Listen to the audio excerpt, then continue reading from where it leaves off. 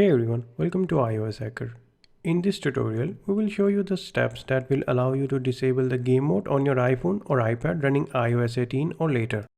Game mode is a special mode in iOS 18 that automatically turns on when you launch a game.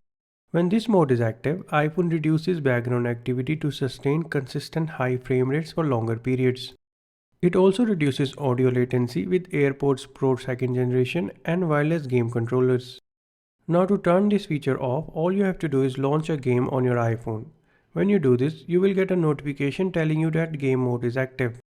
After getting the notification, simply swipe down from the top left corner of the screen to access the control center.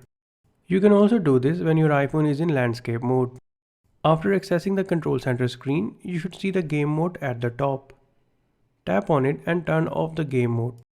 Now remember, you will have to do this for every game that you launch, as turning it off one time won't universally turn this feature off. That's it. This is how you can disable the game mode on your iPhone or iPad on devices running iOS 18 or later.